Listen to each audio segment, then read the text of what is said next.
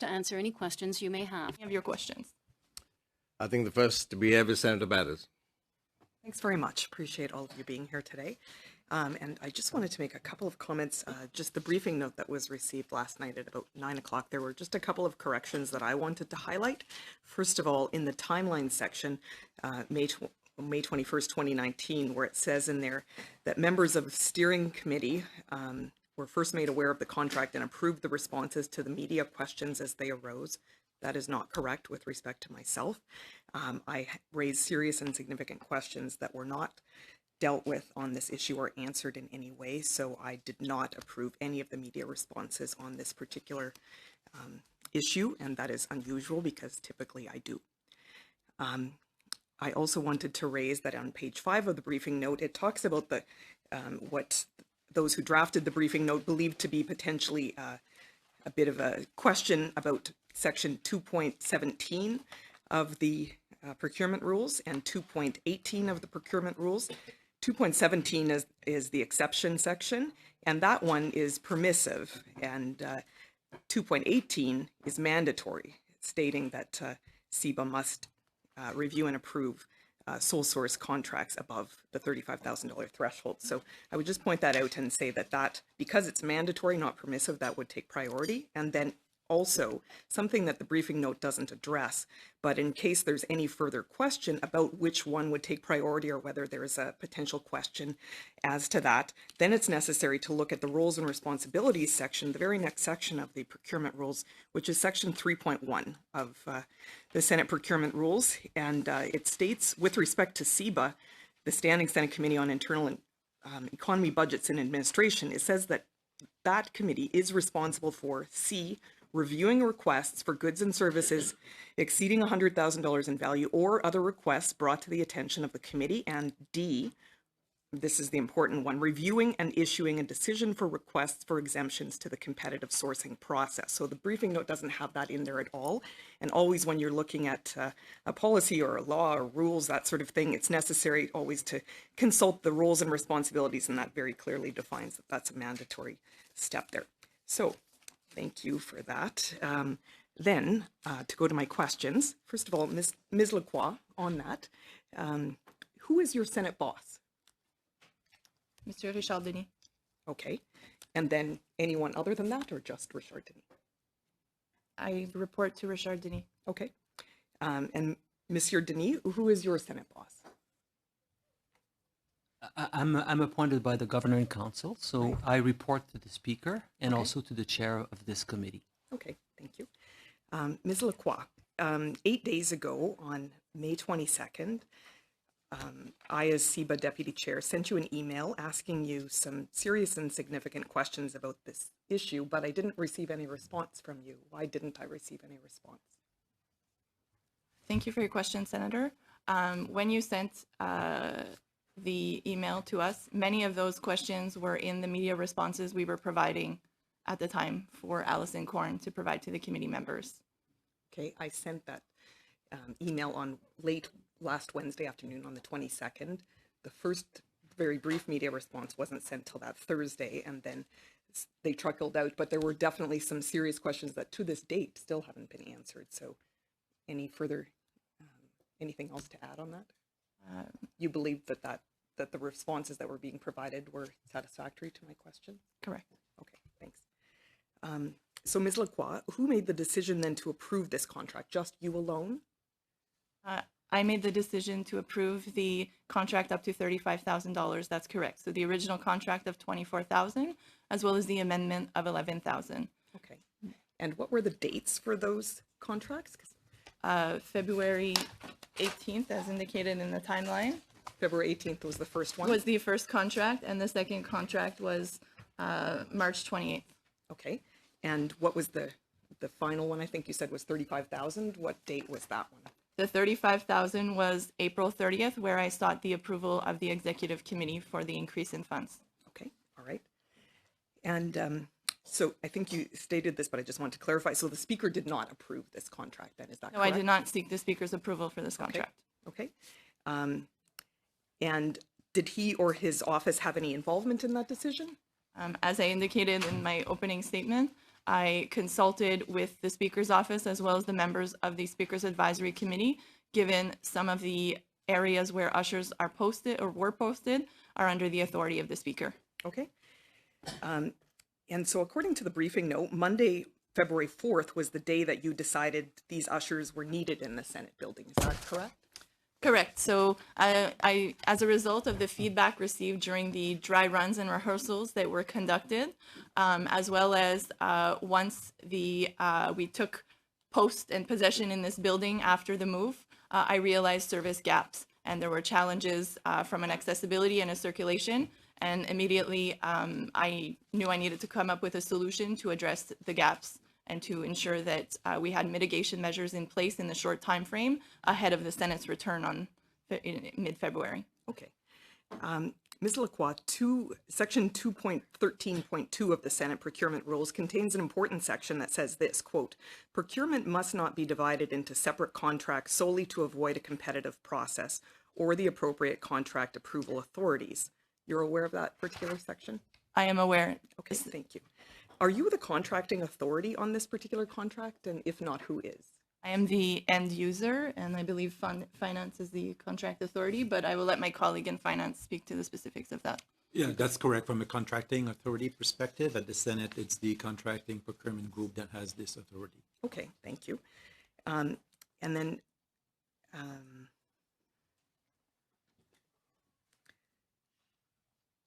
Section 2.18.4 of the procurement rules states this, quote, in all cases, a formal record of the decision authorizing a sole source contract must be provided to the contracting authority and included in the contract file. So I guess then this question would be, I'm not sure if it's to Ms. Lacroix or Mr. Langto. I'm wondering if that was done, and could we get a copy of that? That's correct. When we sought approval from the executive committee, a formal written response was submitted to finance and Pierre's team to initiate the increase. Okay. And so our committee received this particular briefing note that we've received last night at 9:00 p.m. In 8 full days of dealing frequently with this issue and with steering as I sit on and with draft media responses, this last night was the very first time that I had ever seen or heard any mention of this automatic door openers issue or possible Public Works Department reimbursement that you described earlier today. If there was such an easy answer to be provided to us and to the public and to the media, why didn't we or the media hear about that days ago? As I indicated, Senator, I provided those briefings to the LTVP subcommittee on 2 occasions, February 21st and March 21st. Okay, but why wasn't that provided in the media draft responses or to members of steering as explanation as to why this was happening? We did provide a response that the role of the ushers was to facilitate the circulation and movement of people, as well as to address accessibility challenges throughout the building. Okay. Come to a second round because I think we should appreciate it, and I think we should move on. second round, Senator Batters, Tkachuk, and Tanis. Thanks very much. Just a couple of points of clarification, because under the Senate procurement rule, there are times when it refers to the committee. And I just wanted to make it clear, because there are a couple of different references to executive committee. People have, Mr. Denis has talked about today. Executive committee is not steering committee. Steering committee are the 3 senators, myself, the chair, Senator Marwah, and Senator Munson, the other deputy chair, who sit on the steering committee of CIBA. The executive committee is Richard Denis, Pascal Legault, and now that he's joined the Senate, Philippe Hallé. However, prior to Mr. Hallé joining the Senate about a month ago, the executive committee was just Richard Denis and Pascal Legault. So that was who was in place at the time of the contract. And so any references in the Senate procurement rules where it says committee, the committee means CIBA. It's actually defined in that, right, as the Senate procurement rules, right? And you're all nodding your head. Okay, thank you. So I just wanted to make that clear, because it might be a little confusing for those paying attention. Just one quick thing, when I was asking you earlier on one part of this, when I was asking you about that, I was asking you if we could potentially get a copy, the formal record of the decision authorizing the sole source contract. I didn't get an answer to that. Could we, is that possible for us to get a copy of that? I would have to ask the members of the executive committee. They're nodding that it's possible. Yes, Okay, yes. great, thank you. All right. Ms. Lacroix, I'm wondering if either you or Mr. Denis informed the chair of CIBA about this contract. No. No, Mr. Denis? The chair of CIBA, I don't remember if we specifically did that, I don't think we did. It was not brought up. I was first brought to the thing the same time as we got the media responses. It went to steering. I was the first time I was apprised of any of this. Okay. So I was apprised the same time as the three of us were apprised of this issue. Okay, thank you. Senator Batters, all the process about the approval by the executive committee was done at our level. Yes, right, okay, thank you. Ms. Lacroix, the briefing note indicated that the speaker was informed about this usher's contract, and you talked about that in your opening remarks as well, quite some time ago, quote, out of courtesy. So I'm just wondering, didn't you think that the Internal Economy Committee maybe deserved that same type of courtesy to be informed about the usher's contract? I informed the LTVP subcommittee, and so that was my forum to inform senators of updating on the LTVP and the challenges we faced with the move and the solutions we put in place. So that was how I briefed senators. All right. Okay. Ms. Lacroix, earlier this week, the day the Globe and Mail story was in the paper, Stephanie Carvin, who's a noted security and defense expert, she actually tweeted this about the article that came out. Quote, well, that would explain why I was stopped by quote unquote ushers 4 times on my way to the viewing gallery, referring to the Senate, quote. So stopping a visitor, not easing their movement in the Senate building. Are you a little surprised to hear that particular reaction from that person? I would have to know more of the context of the discussion. It could be that perhaps they were guiding Ms. Carvin to the galleries. Perhaps she was going to a non-public zone because, as you know, as you move through the building, you move through various zones. So perhaps it was perceived as stopping, but it was more they were guiding and navigating to ensure that she was going to where she needed to go. Okay. I just interject, please. Yeah. We have 6 minutes left and we have 5 speakers. Okay. So all right. if please be brief. Extremely quick. Just to clarify, because earlier I said at the very beginning of my remarks that I had declined to participate in the responses that were provided by the steering, the media responses on this, because I had not had my answers, my questions answered in very serious ways. So that's why I wanted to just clarify that, because when there was a comment later, there were some oohs and ahs, but I had clarified that right off the beginning, and that is why I declined to participate. And that, as I said, is very unusual. Just one last question. Mr. Denis, you indicated that you met with the chair of CIBA on Tuesday and decided to pull the ushers out.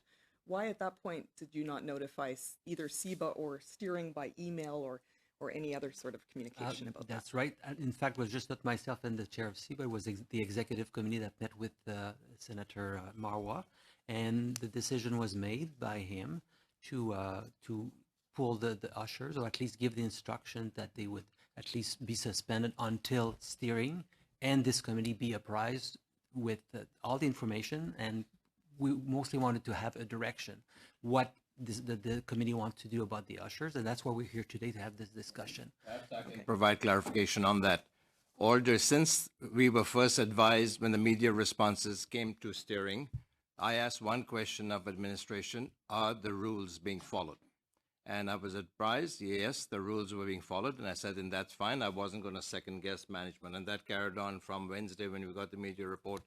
On Tuesday when we met, I was apprised of the new section of the code, which is 218.3, that says that it required approval of the committee.